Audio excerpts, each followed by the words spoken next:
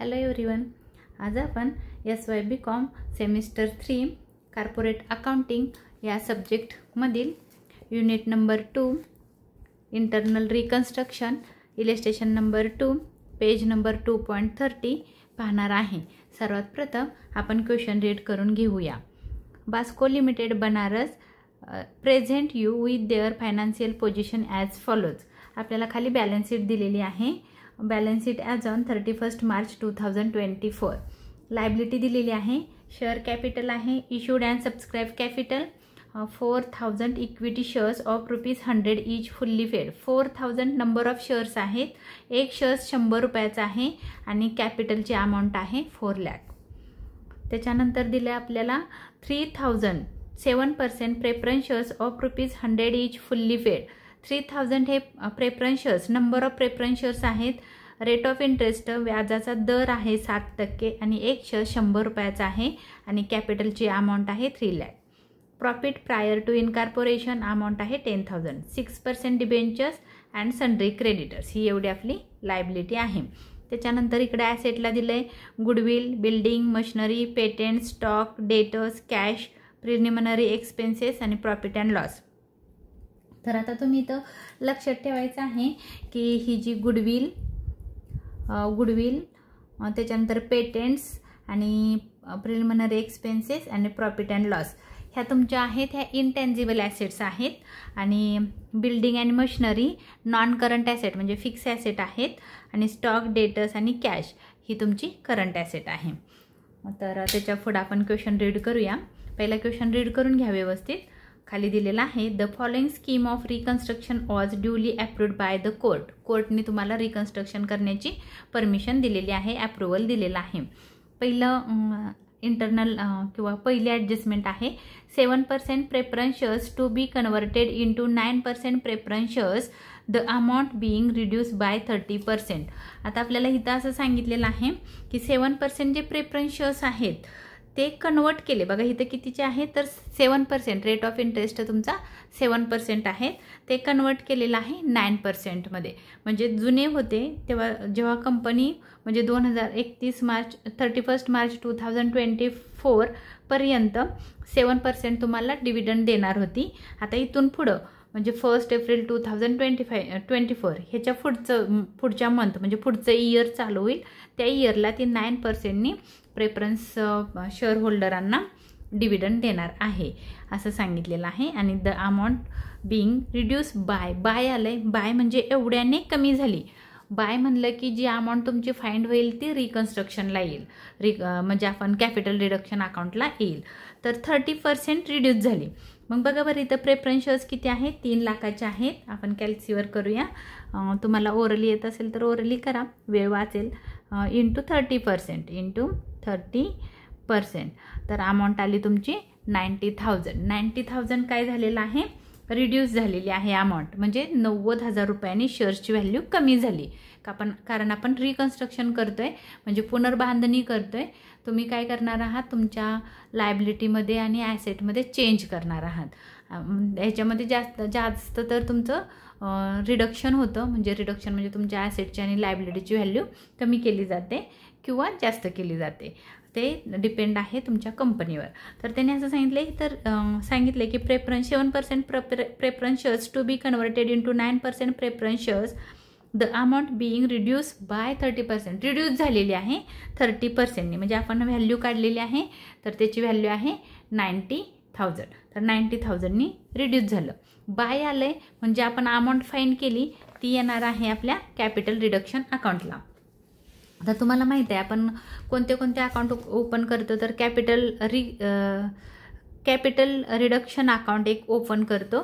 त्याच्या डेबिटला असतं losses to be written off, म्हणजे जर लॉस झाला तर आपण डेबिटला लिहिणार आहे आणि अवेलेबिलिटी ऑफ फंड्स म्हणजे जर प्रॉफिट झाला तर आपण क्रेडिटला लिहिणार आहे।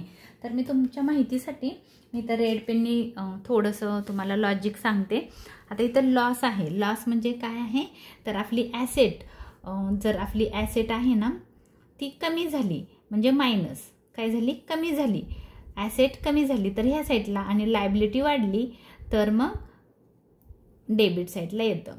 लायबिलिटी वाढली, लायबिलिटी जी आपली आहे ती वाढली तर ह्या साईडला येतं आणि ॲसेट कमी झाली तर ह्या साईडला येतं, म्हणजे लॉस होतो. ॲसेट कमी झाले म्हणजे तुमची बिल्डिंग आहे 1 लाख होती फॉर एक्झाम्पल आणि ती जर समजा 60,000 झाली तर काय झाला तुमचा 40,000 रुपयाचा लॉस झाला, तर मग ते इथं येईल. आणि लायबिलिटी वाढली म्हणजे एखाद्याला तुम्हाला 10,000 रुपये द्यायचे होते आणि त्यानं सांगितले की मला 12,000 रुपये द्या, तर 2,000 रुपये तुमची लायबिलिटी वाढली म्हणजे 2,000 रुपयाने तुमचा लॉस झाला, म्हणून ते इथं येईल. आणि क्रेडिट साईडला काय येतं तर प्रॉफिट झाला की या साईडला येतं, म्हणजे ॲसेट वाढली, ॲसेट आपली काय होते इन्क्रीज होते, म्हणजे काय होते वाढते, ॲसेट वाढली की मग आपला प्रॉफिट होतो. समजा 1 लाखाची बिल्डिंग आहे त्याची किंमत 1.5 लाख झाली तर 50,000 रुपयाचा तुमचा प्रॉफिट झाला. आणि लायबिलिटी तुमची कमी झाली, लायबिलिटी काय झाली मायनस, मायनस म्हणजे कमी झाली. म्हणजे काय झालं की समजा तुम्हाला कोणाला तरी 20,000 द्यायचे होते, तो म्हणला की 15,000 रुपये द्या, तर 5,000 रुपयाचा तुमचा प्रॉफिट झाला, म्हणून ते ह्या साईडला येतं. हे लॉजिक आहे, मी तुम्हाला समजण्यासाठी इथं मेन्शन केलेलं आहे. ह्या साईडला लॉस, ह्या साईडला प्रॉफिट, क्रेडिटला प्रॉफिट आणि डेबिटला लॉस. तर मग आपल्याला काय झालं 90,000 रुपीचा तुमचा प्रॉफिट झाला. कारण बघा कॅपिटल जे आहे लायबिलिटी आहे, जे इथं आपल्याला क्वेश्चनमध्ये सांगितलं 7% प्रेफरन्स. प्रेफरन्स काय आहे लायबिलिटी आहे, लायबिलिटी म्हणजे काय देणं आहे. 3 लाख रुपये द्यायचे होते तुम्हाला पण 90,000 रुपीज आता तुम्हाला कमी द्यावे लागणार आहेत, म्हणजे तुमचा प्रॉफिट झाला. म्हणजे द्यायचे होते किती 3 लाख, त्यातून काय झालं 90,000 रुपीजचं तुम्ही सांगितलं की आम्ही तुम्हाला 90,000 रुपीज देणार नाही, म्हणजे 2,10,000 रुपीजच तुमचं देणं राहिलं. तर मग काय करायचं आहे तुमचा प्रॉफिट झाला म्हणून ह्या साईडला लिहायचं आहे. इथं तुम्ही लिहिणार आहात बाय 7% प्रेफरन्स शेअर्स.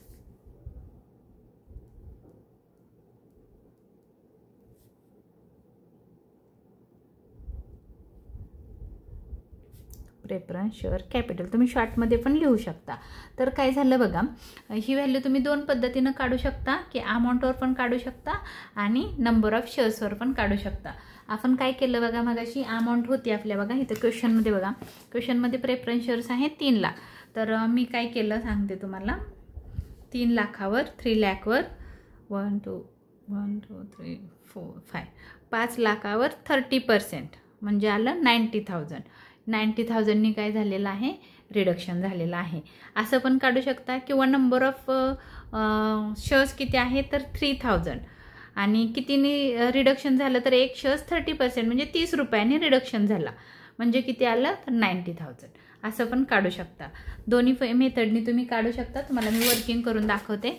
तुम्ही अमाऊंटवर पण काढू शकता. बघा इथं वर्किंग दाखवते. अमाऊंट आहे 3 लाख इंटू 30% असं पण लिहू शकता. म्हणजे काय होईल 3 लाख इंटू 30%, 30/100 म्हणजे आलं तुमचं आन्सर 90,000.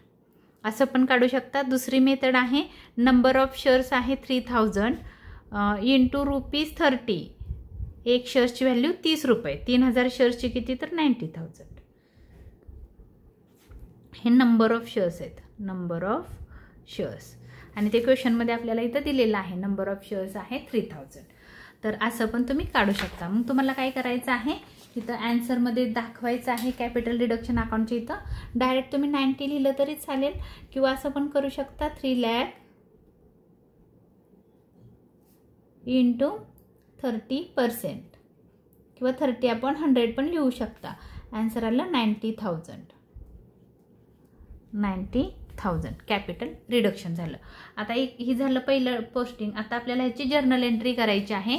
जर्नल एंट्री तुम्ही कशी करणार आहात तर जर्नल एंट्री करताना तुम्ही काय म्हणणार आहात, कॅपिटल रिडक्शन अकाउंटच्या क्रेडिटला आपण लिहिलं की बाय प्रेफरन्स शेअर कॅपिटल. नेहमी लक्षात ठेवायचं जे बाय आहे ते डेबिट असतं आणि कॅपिटल अकाउंटच्या क्रेडिटला अमाऊंट आहे म्हणजे कॅपिटल रिडक्शन अकाउंट क्रेडिट आहे. तर आपण जर्नल एंट्री करून घेऊया.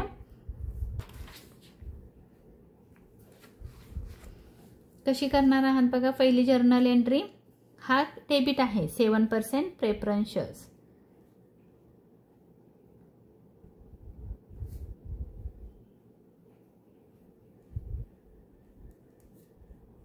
Capital account debit 2. आता इथं थोडंसं काळजीपूर्वक बघा. आपण काय करूया, आता इथून पुढं सगळ्या जर्नल एंट्री अशाच करायच्या आहेत मी जी तुम्हाला सांगणार आहे. तर कशा करायच्या बघा, आपण हे डायरेक्ट आन्सरमध्येच करूया. कशा करणार आहात बघा. तर हे लिहिलं, हे काय आहे तर ओल्ड आहेत. हे तुम्हाला इथं कळावं म्हणून लिहिते मी ओल्ड. ओल्ड म्हणजे कुठले, तर जे क्वेश्चनमध्ये दिलेले आहेत तुमच्या ते ओल्ड असतात. म्हणजे किती अमाऊंट आहे तर 3 लाख आहे. किती ओल्ड आहेत 3 लाख. त्याला अमाऊंट तुमची 3 लाख रुपीज ओल्ड. आता न्यू किती दिले त्यांनी सांगितले 9% शेअर्स दिले. किती पर्सेंट दिले त्यांनी कन्वर्ट केले 9% मध्ये. म्हणून आपण इथं लिहिणार आहोत, हेच नाव येणार फक्त पर्सेंटेज बदलणार. 9% preference shares. Preference share capital शॉर्टमध्ये लिहिलं तरी चालेल. आणि 2 कॅपिटल रिडक्शन. कॅपिटल रिडक्शनच्या कुठं आहे क्रेडिटला. कॅपिटल रिडक्शन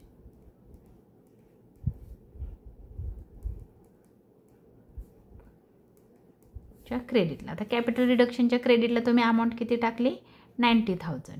मग काय करा 3 लाख मायनस 90,000 करा. जो डिफरन्स येईल तो तुमच्या इथं येईल. मला वाटते 2,10,000 येते. तुम्हाला करून बघायचं असेल तर बघू शकता. 3 लाख मायनस 90,000 2,10,000. बिईंग आपल्याला इथं नरेशन लिहायचे आहे. जर तुम्हाला नाही कळलं तर तुम्ही ॲज इट इज जे बुकमध्ये सांगितलेलं आहे 7% preference shares to be converted into 9% preference shares आणि the amount being reduce by 30% असं पण लिहू शकता. किंवा तुमच्या मनाने तुम्ही दुसरी पण नरेशन लिहू शकता की जे इजी वाटेल असं. तर मी आहे तसंच लिहिते इथं 7% preference shares converted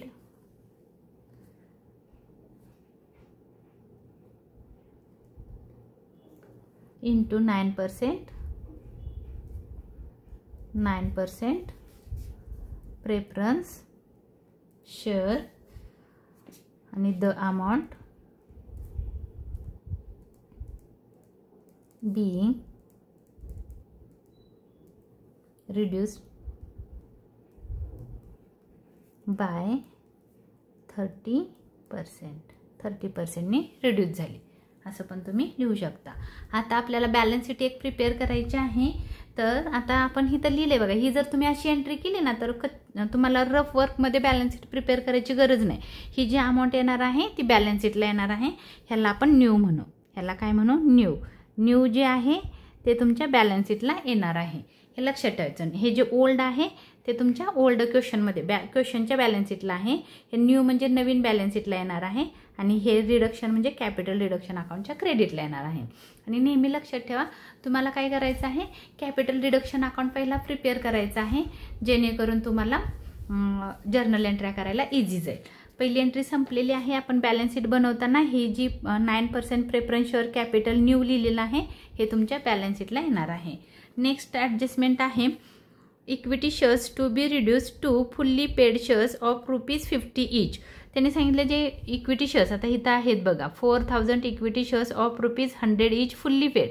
fully paid झालेले शेअर्स आहेत. 4,000 नंबर ऑफ शेअर्स आहेत. अमाऊंट आहे 4,000 आणि त्यांनी सांगितले तो 50 इच झाला. म्हणजे इथं 100चा एक होता 100 इच होता तो आता 50 इच राहिला. नवीन बॅलन्स शीटला 50 अर्धा अर्धा. आता इथं दोन्ही पण अमाऊंट इक्वल आहेत. 100चा होता अर्धा म्हणजे 50 रिड्यूस झाला आणि 50 बॅलन्स शीटला राहिला. तर मग आपली जर्नल एंट्री येणार आहे. आपलं काय झालं कॅपिटल इक्विटी शेअर कॅपिटल काय झालेलं आहे रिड्यूस झालं म्हणजे तुमचा प्रॉफिट झाला. लायबिलिटी तुमची कमी झाली. बघा कितीनी कमी झाली तर ₹50नी. मग आपण पहिली अमाऊंट काढून दाखवते तुम्हाला. अमाऊंट आहे 4 लाख इंटू 50% म्हणजे 50% काय झालेलं आहे ₹50 इच म्हणजे 50%नी काय झालेलं आहे रिड्यूस झाले. तर 2 लाखांनी शेअर्स तुमचे रिड्यूस झालेत. किंवा तुम्ही असं पण करू शकता 4,000 इंटू 4,000 इंटू 50 इच आहे म्हणजे येणार आहे त्याच्यामध्ये ₹2 लाख. हे पण तुम्ही फाईन करू शकता. कसंही करू शकता, अमाऊंटवर पण काढू शकता. 50 लिहिले, 100चा होता 50चा राहिला म्हणजे 50% तो कमी झाला. किंवा तुम्ही दुसऱ्या भाषेत पण लिहू शकता, ते मी इथे लिहिते. इक्विटी शेअर कॅपिटल ब्रॅकेटमध्ये लिहायचं आहे. नंबर ऑफ शेअर्स लिहूया आपण. 4000 होते इंटू ₹50 ईच किंवा पर शेअर असं पण लिहिलं तरी चालेल, ईच लिहिलं तरी चालेल, per share. 4000 into 50 2 lakh rupees. 2 लाखांनी तुमचं कॅपिटल कमी झालेलं आहे, म्हणजे तुमची लायबिलिटी कमी झाली 2 लाख रुपीजनी. मग ह्याची आपल्याला जर्नल एंट्री करायची आहे. ह्याची पण जर्नल एंट्री अशी आपण 3 अकाउंटमध्ये करणार आहोत. पहिल्या क्वेश्चनमध्ये 3 नावं लिहिलेली नव्हती. ह्या क्वेश्चनमध्ये आपण 3 अकाउंट घेणार आहेत, 1, 2 आणि 3. तसंच सेम इथं होईल. दुसऱ्या एंट्रीमध्ये काय होईल बघा, हे इक्विटी शेअर कॅपिटल आहे ओल्ड. पहिलं ओल्ड लिहायचं.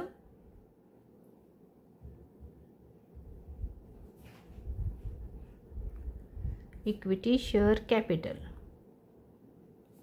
अकाउंट आहे ओल्ड. हा झाला डेबिट. आणि ओल्ड डेबिट झाला म्हणजे जे तुमच्या क्वेश्चनच्या बॅलन्स शीटला आहे ओल्ड म्हणजे इथं 4 लाख रुपीज येईल. हे लक्षात ठेवा. ओल्ड म्हणजे ओल्ड क्वेश्चनच्या बॅलन्स शीटला जे अमाऊंट आहे ती आपण इथं फुट करायची आहे 4 लाख रुपीज. 2 आता 2 परत हेच नाव घ्यायचं आहे खाली इक्विटी शेअर्स. इक्विटी शेअर्सला रेट ऑफ इंटरेस्ट नसतो. Equity share is a owner of a company. Equity share capital account आपण इथं म्हणणार आहे न्यू. न्यू म्हणजे हे न्यू बॅलन्स शीटला येणार आहे आणि क्रेडिट होणार आहे. आपण त्याची अमाऊंट नंतर टाकू. आणि काय आहे इथं कॅपिटल रिडक्शन अकाउंट काय झालेलं आहे बघा, क्रेडिट. म्हणून इथं लिहिणार आहे आपण capital reduction account.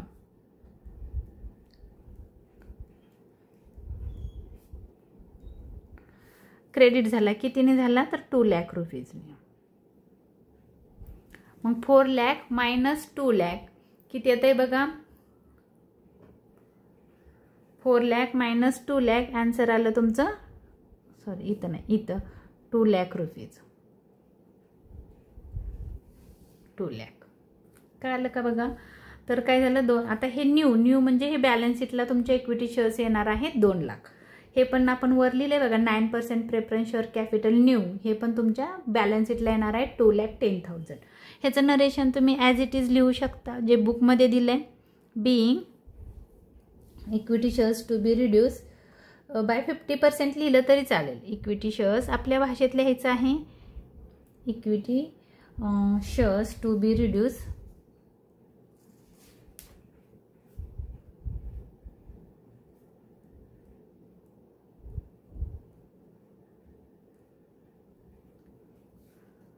reduced of rupees 50 each. हे एवढं लिहिलं तरी चालेल. ही झाली आपलं जर्नल एंट्री. आता आपल्याला काय करायचं आहे, नेक्स्ट ॲडजस्टमेंट बघायची आहे. फक्त एक लक्षात ठेवा, ह्या न्यूवरनं आपल्याला बॅलन्स शीट बनवताना सोपं जातं म्हणून आपण ह्या 3 अकाउंटमध्ये जर्नल एंट्रीला कन्वर्ट केलेलं आहे. आणि इथून पुढे आपण अशा जर्नल एंट्र्या करायच्या आहेत. नेक्स्ट क्वेश्चन आहे, ॲडजस्टमेंट आहे. Buildings to be appreciated by 20%. By 20% म्हणजे 20%नी बिल्डिंग ॲप्रिसिएट झाली म्हणजे बिल्डिंगमध्ये वाढ झाली. म्हणजे काय झालं, आपले ॲसेट, बिल्डिंग काय आहे ॲसेट आहे, ॲसेटमध्ये वाढ झाली म्हणजे आपला प्रॉफिट झाला. तुमची पूर्वी बिल्डिंग कितीची होती, 1.5 लाख रुपयाची होती.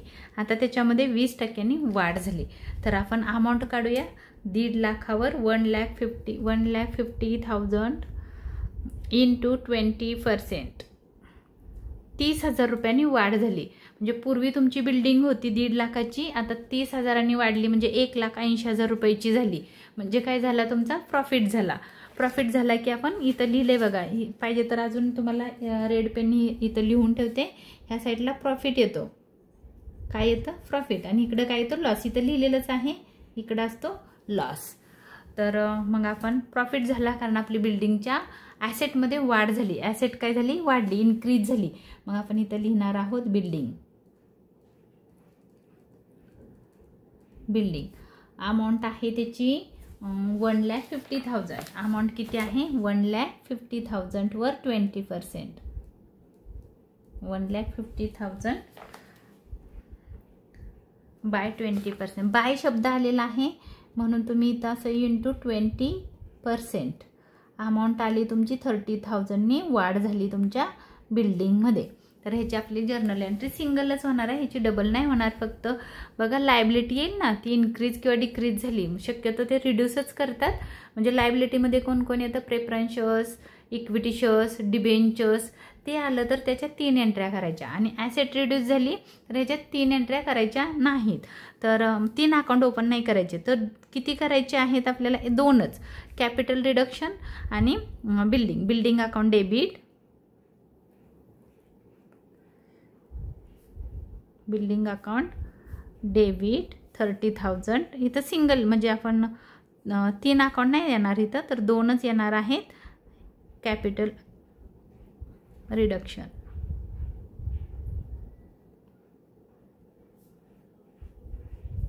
Credit 30,000 being building.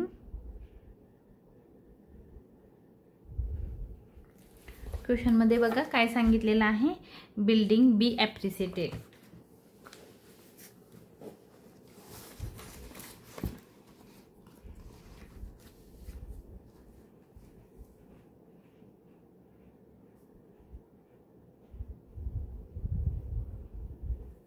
बाय 20%.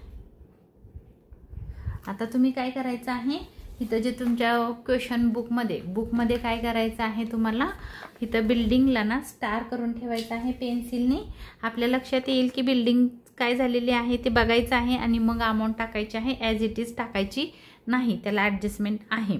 त्याच्यानंतर लिहिलं आहे debentures be reduced by 20%. Debentures is a liability. ती काय आहे? एक लायबिलिटी आहे. बिल्डिंग काय होतं? ॲसेट होतं आणि ही काय आहे? लायबिलिटी आहे. डिबेंचर्स म्हणजे आपण loan taken from public sector. Public सेक्टरमधून आपण 3 लाख रुपीचं लोन टेकन केलेलं आहे आणि सांगितलं आहे की ते तुमचं लोन घेतलेलं होतं, ते घेतलेलं लोन 20% कमी झालं. म्हणजे लायबिलिटी कमी झाली म्हणजे तुमचा काय झाला? प्रॉफिट झाला. तर आपल्याला पहिली अमाऊंट फाईंड करायची आहे. 3 लाख वर 20%. 3 लाख इंटू 20%. अमाऊंट आली 60,000. 60,000चा तुमचा प्रॉफिट झालेला आहे कारण लायबिलिटी तुमची कमी झाली 60,000 रुपयांनी. मग तुम्हाला इथं आता डिबेंचर्स इज अ लायबिलिटी. मग तुम्हाला काय करायचे आहे? असे 3 अकाउंट ओपन करायचे आहेत. पण इथं लिहिताना लिहिणार आहोत आपण बाय डिबेंचर. ह्या साईडला काय लिहिलं? कारण तो प्रॉफिट झाला, कारण आपली लायबिलिटी कमी झाली. इथं लिहिले बघा लायबिलिटी कमी. मग इथं लिहायचं आहे 6% डिबेंचर्स. अमाऊंट आली 60,000. 60,000. तुम्ही इथं ब्रॅकेटमध्ये तुम्हाला कळण्यासाठी लिहू शकता. अमाऊंट आहे त्याची 3 लाख वर 20%. 3 लाख इंटू 20% इंटू 20%. अमाऊंट आली 60,000. 60,000 रुपयांनी तुमचं देणं कमी झालेलं आहे. मग जर्नल एंट्री कशी करायची बघा? जर्नल एंट्री येणार आहे इथं 4. आता इथं आपण काय केलेलं आहे? कॅपिटल रिडक्शन क्रेडिट झालेलं आहे. पहिलं ओल्ड जे आहे तुमच्या बॅलन्स शीटला ते लिहायचं डिबेंचर्स अकाउंट डेबिट. हे ओल्ड आहेत. ओल्ड म्हणजे बॅलन्स शीटला असलेले डेबिट.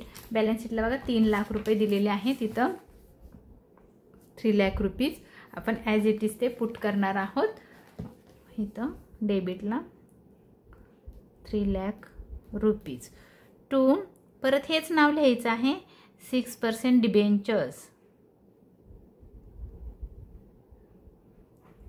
अकाउंट. हे आहेत न्यू. तर न्यू म्हणलं की हे बॅलन्स शीटला येणार आहेत आणि क्रेडिट झालेत. किती झाले ते आपण बघू. To capital reduction.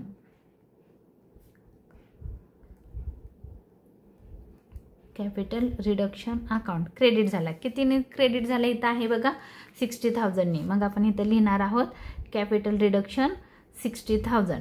3 लाखमधून 60,000 मायनस केले 2,40,000 ही तुमची लायबिलिटी राहिली. बॅलन्स शीटला येणार आहेत 2,40,000. समजतंय का बघा? नेक्स्ट ॲडजस्टमेंट ह्याला नरेशन लिहायचं राहिलं. बिईंग ॲज इट इजच लिहिणार आहे. Debenture reduce by 20%.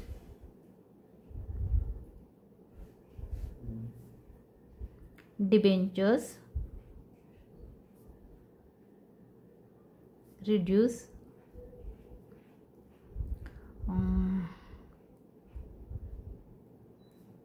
बाय 20%. आता आपल्याला नेक्स्ट आता लक्षात ठेवा, हे न्यू आहे. ही लायबिलिटी तुमची कुठे येणार आहे? 2,40,000 हे तुमच्या बॅलन्स शीटला येणार आहे. नेक्स्ट ॲडजस्टमेंट आहे, all intangible assets and fictitious amount including patents be written off. Written off झालं म्हणजे राईट ऑफ झालं, म्हणजे काय झालं? त्याची व्हॅल्यू 0 झाली, कमी झाली. मग कोणकोणते ॲसेट आहे? आपण अगोदरच इथं टिक केलेलं आहे. इंटेंजिबल ॲसेटला goodwill, patents and preliminary expenses and profit and loss, हे 4 तुमच्या काय आहेत? इंटेंजिबल ॲसेट आहे. त्या ॲसेटची किंमत 0 झाली म्हणजे तुमचा लॉस झाला, तर ते येणार आहे डेबिटला, कारण तुमचा लॉस झालेला आहे. आणि पुढे लिहिलं आहे, utilize profit prior to incorporation if necessary, म्हणजे जो तुमचा कॅपिटल रिडक्शन अकाउंटला डिफरन्स येईल त्याला नाव तुम्हाला द्यायचं आहे प्रॉफिट प्रायर इनकॉर्पोरेशन अकाउंट. तर आपण काय करणार आहोत? लॉस झालेला आहे, आपल्या ॲसेटची व्हॅल्यू कमी झालेली आहे, म्हणून आपण काय करणार आहोत? कॅपिटल रिडक्शन अकाउंटच्या डेबिटला लिहिणार आहोत टू गुडविल. आणि सगळीच्या सगळी व्हॅल्यू जी क्वेश्चनमध्ये दिलेली आहे त्या व्हॅल्यूला, म्हणजे संपूर्ण व्हॅल्यू त्याची 0 झाली, म्हणून इथं लिहिणार आहे 60,000. पेटेंट आहे 30,000. प्रिलिमिनरी एक्सपेन्सेस आहे 25,000. प्रॉफिट अँड लॉस आहे 2,70,000. जशी आहे तशीच आपल्याला अमाऊंट लिहायची आहे. गुडविल आहे 60,000. त्याच्यानंतर आहे पेटेंट.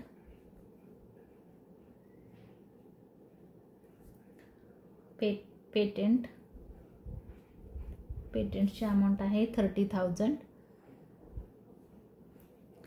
त्याच्यानंतर आहे टू प्रिलिमिनरी एक्सपेन्सेस,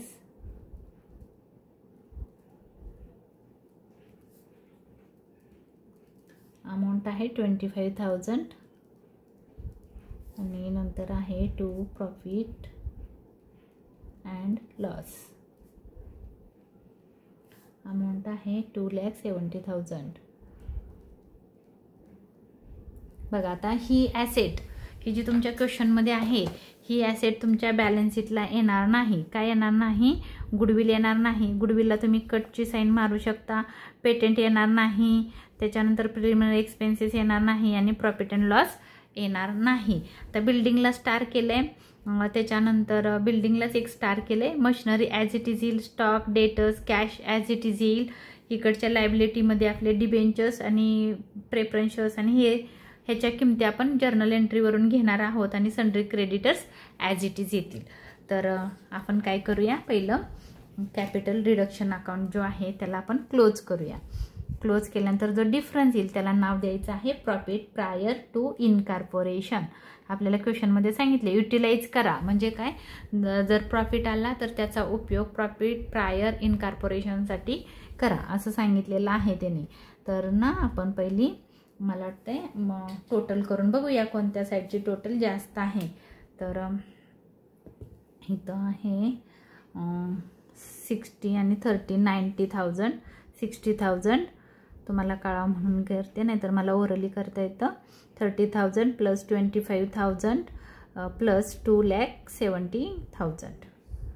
तर अमाऊंट आली 3,85,000. मी वर्किंग नोटवर दाखवते तुम्हाला. अमाऊंट आलेली आहे डेबिटची 3,85,000. ही झाली डेबिटची अमाऊंट. आता आपल्याला क्रेडिटची करायची आहे 90,000 plus 2 lakh plus 30,000 plus 60,000. Amount आली 3,80,000. 3,80,000 ही क्रेडिटची अमाऊंट आहे, क्रेडिट साईडची. या दोघांचं मायनस केलं तर ॲन्सर आलं 5,000. हा आला बॅलन्स. ह्याला काय म्हणतो आपण? बॅलन्स किंवा ह्याला डिफरन्स पण म्हणतो आपण. तर 5,000 रुपयाचा डिफरन्स आला. तुम्ही करू शकता 3,80,000 मायनस 3,85,000.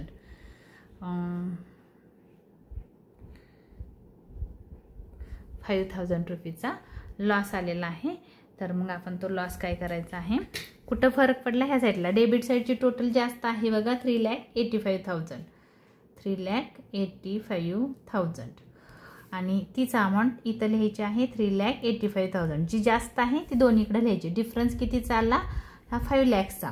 त्याला नाव द्यायचं आहे profit prior to incorporation. Profit त्यांनी क्वेश्चनमध्ये सांगितले, नीट बघून घ्या. प्रायर टू इनकॉर्पोरेशन, इनकॉर्पोरेशन त्याला तुम्ही बॅलन्सिंग फिगर म्हणू शकता किंवा स्टार करू शकता. अमाऊंट आहे 5,000 रुपये. ह्याची जर्नल एंट्री होणार आहे आणि हे तुमच्या लायबिलिटीला येणार आहे. हे लक्षात ठेवा. हे कुठे येणार आहे, profit prior to incorporation balance शीटला तुमच्या शो होणार आहे. तर मग आपली 5 नंबरची जर्नल एंट्री आहे. काय झालेलं आहे तर हा डेबिट आणि कॅपिटल रिडक्शन अकाउंट क्रेडिट. मग तुम्ही इथं म्हणा प्रॉफिट, हा माझी एक एंट्री करायची राहिली, profit prior to incorporation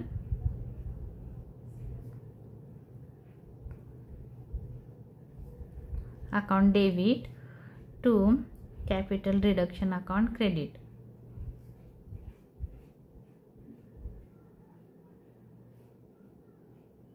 amount आहे 5,000. एक एंट्री माझी करायची राहिली, मी सांगते तुम्हाला काय राहिलंय. हे आपण गुडविलची एंट्री केलेली नाही, की म्हणजे ज्या इंटॅन्जिबल ॲसेट्स राईट ऑफ झाले त्याची एंट्री केलेली नाही, ती करूया आपण. पहिले इथं लिहूया. काय लिहायचं आहे की जो हा कॅपिटल रिडक्शन अकाउंटला जो बॅलन्स आलेला आहे तो आपण ट्रान्सफर केला प्रॉफिट प्रायर इनकॉर्पोरेशन अकाउंटला. तर आपल्याला नरेशन लिहायचं आहे profit prior incorporation utilize for reconstruction, किंवा असं पण म्हणू शकता की balance of capital reduction account transfer to profit prior to incorporation असं पण म्हणू शकता. पण त्यांनी क्वेश्चनमध्ये सांगितले तो युटिलाइज केलेला आहे रिकन्स्ट्रक्शनसाठी, म्हणून आपण इथं म्हणणार आहोत profit prior to incorporation prior to incorporation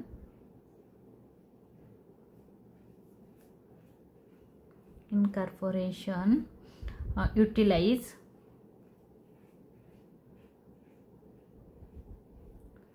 for reconstruction.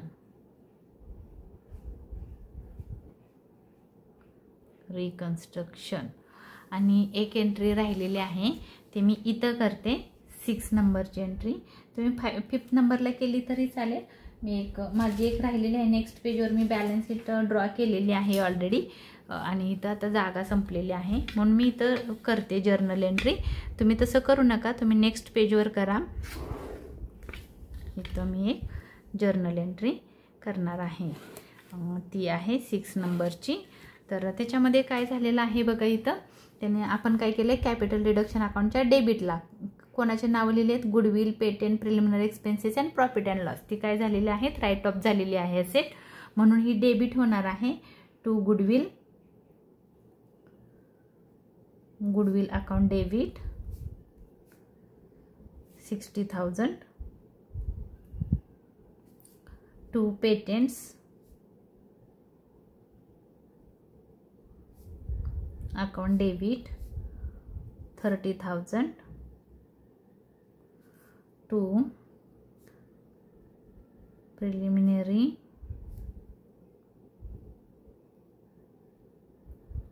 expenses account debit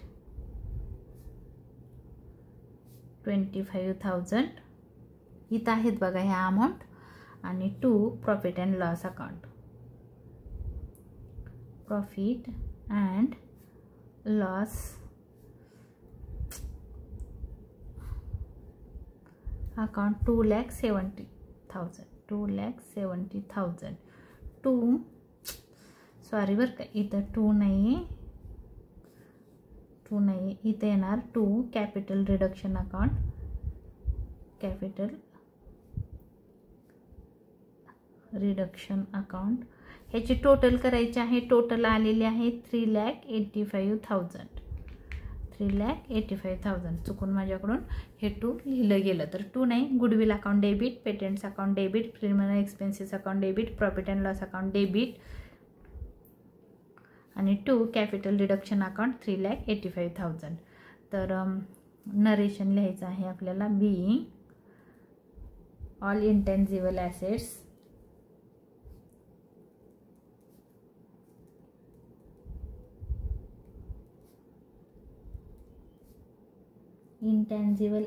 and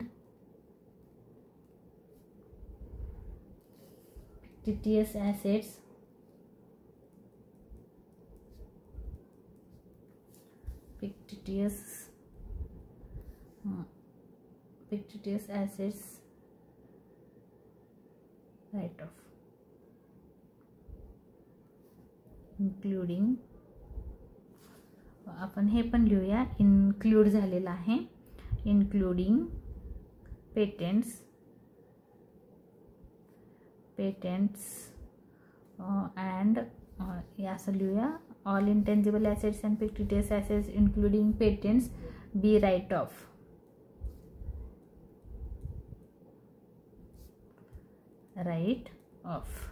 आता आपलं इथं क्वेश्चन संपलेला आहे, पण अजून आपल्याला एक बॅलन्स शीट तयार करायची आहे. तर बॅलन्स शीट तयार करताना हे लक्षात ठेवायचं आहे, हे प्रेफरन्स शेअर्स येणार आहेत 2,10,000 आणि हे इक्विटी शेअर्स येणार आहे 2 लाख आणि डिबेंचर्स आहेत बघा इथं न्यू लिहिलं आहे 2,40,000. म्हणजे आता आपण एक बॅलन्स शीट प्रिपेअर करणार आहोत. तर तिथं लायबिलिटीज पहिली येते, नंतर ॲसेट येते, त्याचा एक फॉर्मॅट आहे. तर मग काय करायचं आहे, पहिलं आपल्याला equity shares, preference shares, debentures घ्यायचे आहेत आणि नंतर सन्ड्री क्रेडिटर्स आणि प्रॉफिट प्रायर टू इनकॉर्पोरेशन येणार नाही, त्याला क्रॉसची साईन करा. कारण आपल्याला सांगितलेला आहे जो तुमचं डिफरन्स येणार आहे तो आपण युटिलाइज करणार आहोत प्रॉफिट प्रायर टू इनकॉर्पोरेशनला. तर हा old profit prior to incorporation येणार नाही, गुडविल येणार नाही, पेटेंट्स येणार नाही, प्रिलिमिनरी एक्सपेन्सेस येणार नाही आणि प्रॉफिट अँड लॉस ह्या तुमच्या इंटेन्जिबल ॲसेट बॅलन्स शीटला येणार नाहीत.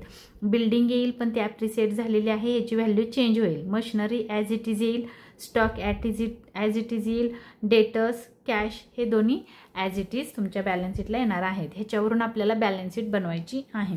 तर सर्वात प्रथम आपण काय करूया, बॅलन्स शीट मी इथं आखून ठेवलेली आहे. इथं लक्षात ठेवा व्हर्टिकल फॉर्ममध्ये तुम्हाला बॅलन्स शीट प्रिपेअर करायला लागते. तर आपण इथं ए म्हणूया, equity and liability. Equity and liabilities.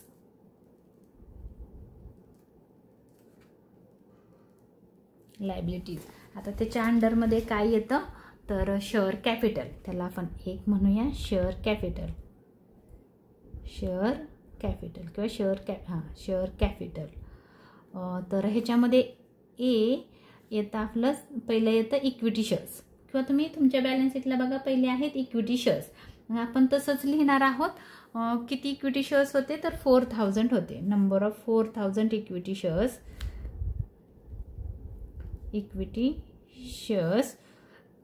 Of rupees कितीचे एक होते बघा. आता तुम्हाला दाखवते मी, इथं क्वेश्चनमध्ये आपण लिहिलेलं आहे बघा. इक्विटी शेअर्स किती राहिलेले आहेत, 2 लाख. इथं लिहिताना लिहिले बघा 4,000 इक्विटी शेअर्स होते, 50 रुपयांनी कमी झाले, म्हणजे राहिले किती 50नी, 100ला 1 होता. तर लिहायचं आहे 4,000 equity shares of rupees 50 each किंवा पर शेअर लिहिलं तरी चालेल. 4,000 × 50 2 लाख रुपीज. आतमध्ये लिहायचं आहे आपल्याला 2 लाख. आणि दुसरं आहे 7%च्या जागेवर किती दिलेले आहेत, 9% प्रेफरन्स शेअर्स.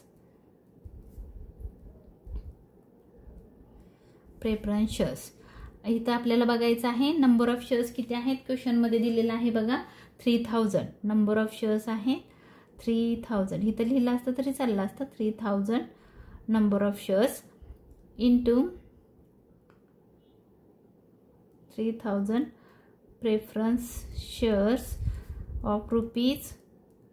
आता बघा इथं आपण क्वेश्चनमध्ये लिहिलेलं आहे इथं की इक्विटी शेअर्स होते हे 30%नी रिड्यूस झाले, म्हणजे राहिले किती, 100मधले 30 कमी झाले, म्हणजे 70% राहिले. म्हणजे कितीचा शेअर्स राहिला, एक 70 रुपयाचा राहिला. 3,000 ×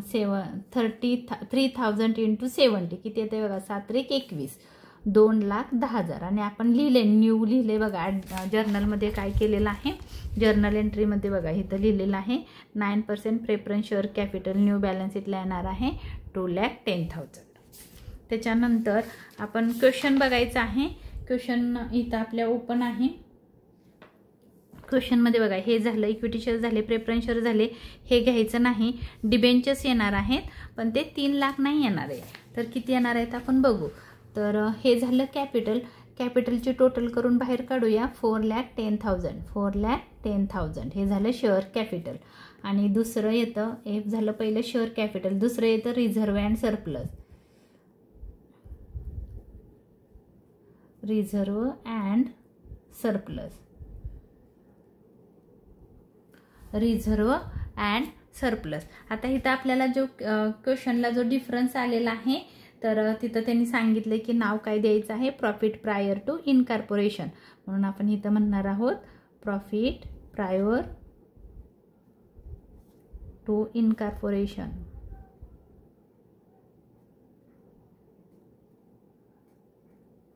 अमाऊंट आलेली आहे 5,000. आता मी डायरेक्ट बाहेर लिहिलं.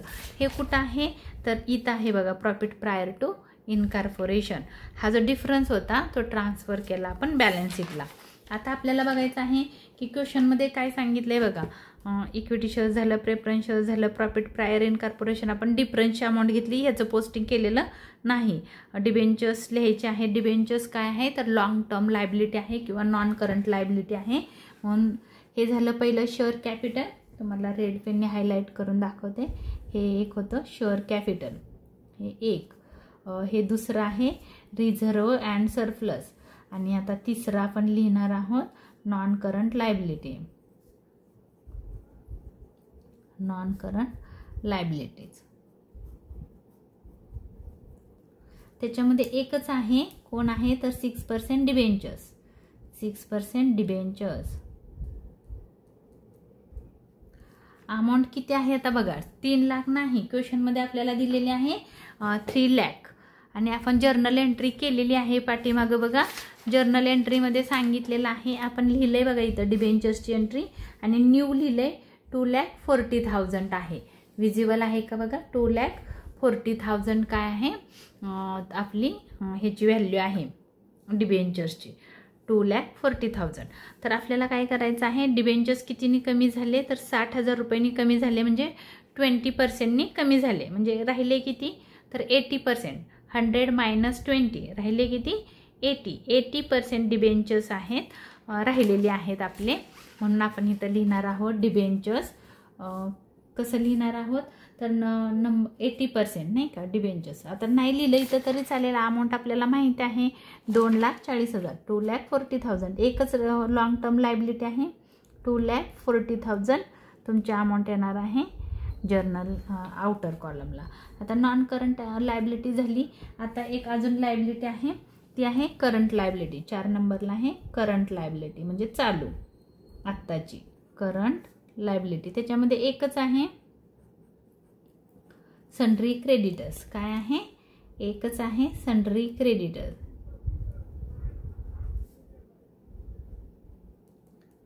अमाऊंट ॲज इट इज येईल 2 लाख. क्वेश्चनमध्ये आहे 2 लाख, ते मी इथं पुट केलं. आता माझी लायबिलिटी इथं संपलेली आहे. काय राहिलं आहे का मी एकदा चेक करून घेते, म्हणजे आपल्याला क्लोज करता येईल. म्हणजे लायबिलिटी साईड संपली. तर 2,40,000 आणि हां बरोबर आहे. त्याची टोटल केली तर येते आपली टोटल येते 8,55,000. 8,55,000 ही आहे आपली टोटल. याला डबल अंडरलाईन करून सोडून द्यायचं. इथं तुम्ही टोटल एची टोटल ही लायबिलिटीला आपण ए म्हणलेलं आहे. आता मी थोडासा रेड पेनचा यूज करते तुम्हाला समजण्यासाठी, तुम्ही यूज करू नका. तर इथं आपण म्हणणार आहोत बी, त्याला म्हणणार आहोत ॲसेट्स. त्याच्यामध्ये एक नॉन करंट ॲसेट म्हणजे long term, non current assets. त्याच्यामध्ये एक आहे. आता नॉन करंटमध्ये काय आहे तर क्वेश्चनमध्ये बघू शकता तुम्ही किती काय लिहिलेलं आहे. क्वेश्चनमध्ये आहे गुडविल तर येणार नाही. बिल्डिंग आणि मशिनरी दोनच ह्या नॉन करंट लायबिलिटीज आहेत, म्हणजे लॉंग टर्म लायबिलिटीज आहेत. आणि आपण बिल्डिंगला स्टार केलेला आहे आणि बिल्डिंगची जर्नल एंट्री पण केलेली होती. आणि त्यांनी इथं क्वेश्चनमध्ये लिहिलेलं होतं की बिल्डिंग 20%नी ॲप्रिशिएट झाली, त्याची व्हॅल्यू आपण कॅपिटल रिडक्शन अकाउंटला दाखवली होती. म्हणजे बिल्डिंगची व्हॅल्यू वाढलेली होती. 1.5 लाख पहिली होती आणि आपण इथं क्वेश्चनमध्ये लिहिलेलं आहे, ॲन्सरमध्ये लिहिलेलं आहे बघा. बिल्डिंग किती झाली, तर बिल्डिंगची व्हॅल्यू 30,000 रुपयांनी ॲप्रिशिएट झाली. 30,000 रुपयांनी. आणि पहिली किती होती, 1.5 लाख. आणि 30,000 रुपये वाढले म्हणजे किती झाले, 1,80,000. तर आपण इथं लिहिणार आहोत बिल्डिंग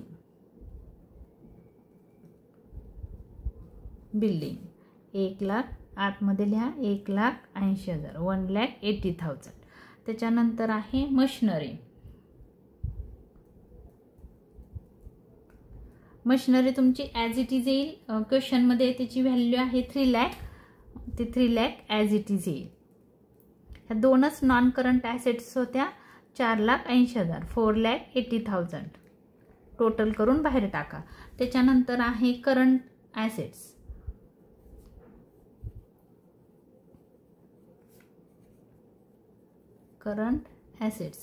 करंट ॲसेट्समध्ये कोण कोण आहे क्वेश्चनमध्ये बघा.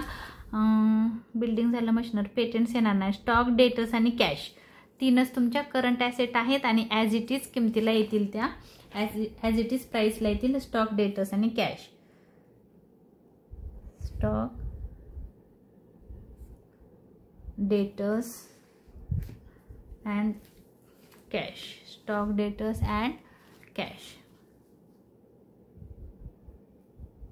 1, 2 आणि 3. व्हॅल्यू आहे स्टॉकची 2,20,000. 2,20,000चा स्टॉक होता. डेटर्स होते 1,50,000 अँड कॅश होती 5,000. ह्याची टोटल करून बाहेर काढा. किती येते बघा, 1, 2, 3, 0, हे 5, 5 आणि 2 7, 2 आणि 1 3, 3,75,000. ह्याची ॲसेटची टोटल करा बघा किती येते, 1, 2, 3, नंतर हे 5, 8 आणि 7, 7, 14 आणि 15, 5, 7, 4, 1, 4 आणि 4, 8 बरोबर आली बघा. 8,55,000 ही झाली आपली टोटल. कशाची, तर बीची. ही आहे बीची टोटल. आपली इथं ही बॅलन्स शीट संपलेली आहे. तुम्हाला विजिबल आहे का बघा. आणि जर कोणाला ऑनलाईन क्लास लावायचा असेल तर खाली दिलेल्या मेलवर तुम्ही कॉन्टॅक्ट करू शकता. माझा हा व्हिडिओ आवडला असेल तर लाईक करा, शेअर करा, सबस्क्राईब करायला विसरू नका. धन्यवाद.